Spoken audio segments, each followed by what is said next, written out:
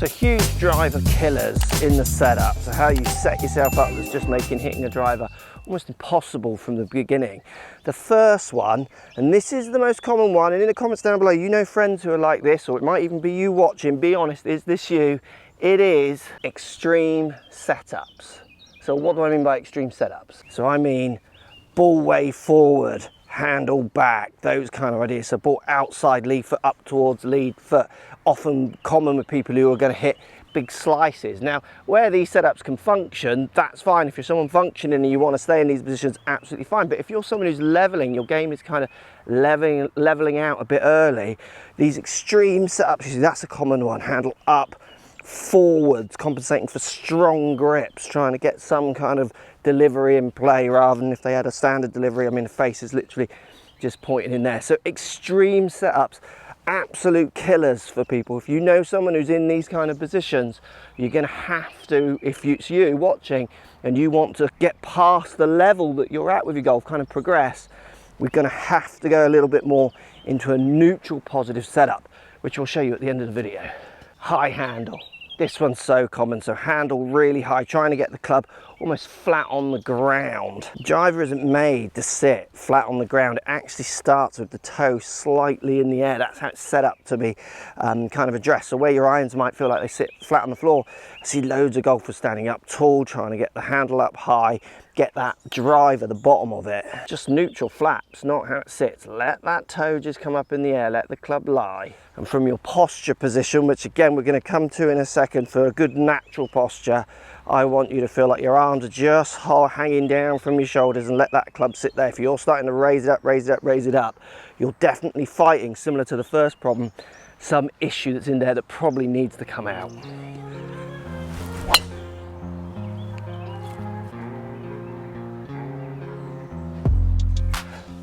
And the last killer, maybe the most common one, is getting the upper half and the lower half a little out of sync at address. So almost hips back, shoulders forward, this one dipping down, going forward, often leading to shoulders pointing a little bit open, creating these kind of backswings where the hips just want to slide out from the upper body, which then create these kind of backswings where you stay back and spin. Massive culprits for big slicers. And if you're any of these people, or you know any of these people you've played with them, maybe share this video with them, because these are absolute killers for driver setups, leading then to driver shots. So let's talk about some best practices. So let's start with ball position. Let's get the ball position going anywhere in between, say, middle of lead foot to 2 inches inside of lead foot. So I'm a very much kind of on the heel to inch inside lead foot heel kind of player, but I will edge it forward for a slight different variation of launches and shapes, and I will edge it back if I want to again start it right and maybe draw it round. But I'm not going to be the extreme. If you're those extremes, your playing field, where you want to play with, and I say playing field because it's important that you do play with ball positions, but you're in kind of this amount of area for most golfers. Anywhere between 2 inches inside lead heel to almost on the kind of where the big toe begins on your lead foot is a really good benchmark to kick you off. Then hand position. Let's get your hands hanging a little bit more down from your posture position. We'll do posture in a second. And let's get the handle of the club more level with the face. Let's not have big pulls forwards or big pushes back.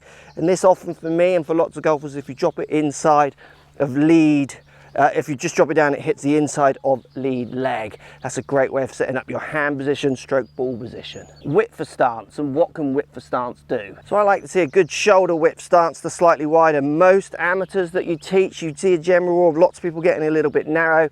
This is not very good for any kind of stability in their actions. It creates quite kind of nervy, smaller actions as well. With the driver, I do want you to get up there, stand firm, and try and give it a little bit of a swing and a bit of a whack. So make sure and work it into your ball position as well, that though you get your shoulder width stance, so the gap between your 2 feet is a good around shoulder width stance, certainly wider than your hips. You see how my feet are going out. We don't want these straight lines which we see, which are really common with people who have got lots of lateral shifts in their golf swing. And then the other thing just to bear in mind with width for stance, the wider you make it, the more it moves your ball position. So even though it hasn't moved in relationship to my feet, it has moved in relationship to my body. So another simple way of working ball position into this is think where the ball position is in relationship to your chest. So for me, it's just inside my penguin logo here is what I would see. So if I stood really wide, I'd shift it back up to get it in line with my penguin position, because it's going to be more in line with my body then. Let's now think posture. So how should you stand in your body, say looking down the line as you are there in front of the line? So what I want you to do, simple drill, just get the club out parallel to you or to the ground, standing up nice and straight, bend from the waist, trying to let that club fall down onto the ground. That's kind of a good gauge for how much tilt forward you need.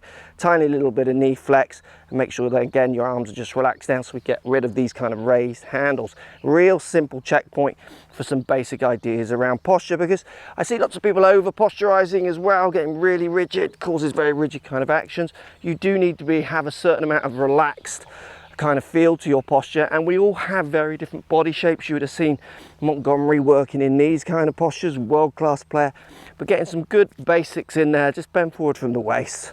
This is what lots of people don't do. They're not this way enough. They tend to go more this way to the ball, and again we start to see the high handle. That's a great way for getting your posture set up and to help you not get in that club. Remember, it doesn't lie flat on the ground. It does start toed up.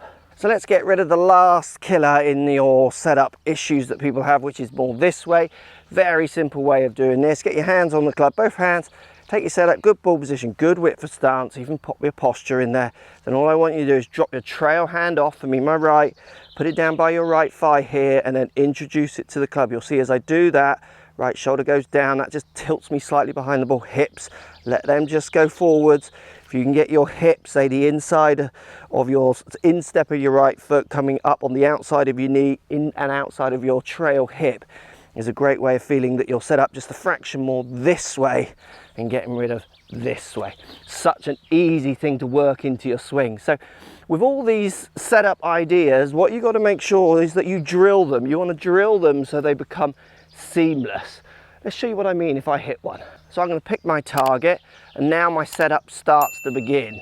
So as I walk in, trying to visualize my shot, my target club goes in relationship to my ball position. See how my feet are close together.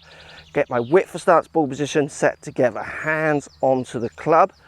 I'm going to make sure my posture is relatively neutral. For me, I don't feel I need to do this because I've trained that in, but if you're someone who wants to come in and just check it, you can work it in.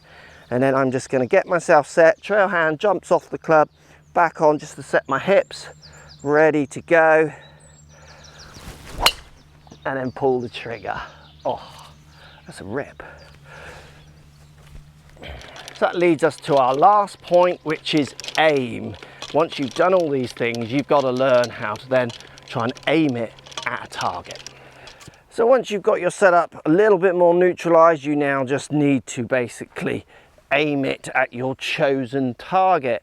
And this is something I think more golfers are actually absolutely fine at doing. It's not that people can't aim, it's more that people get a little bit lazy with their aim. So what I mean by that is they don't check it enough. If I give a laser to someone and ask them to shoot a target, you know, they kind of just push a button and shoot a target, you'll be amazed. People's aims are pretty good. And that's even when I get them to stand side onto the ball and aim. So it's not that they can't see this visual, they can.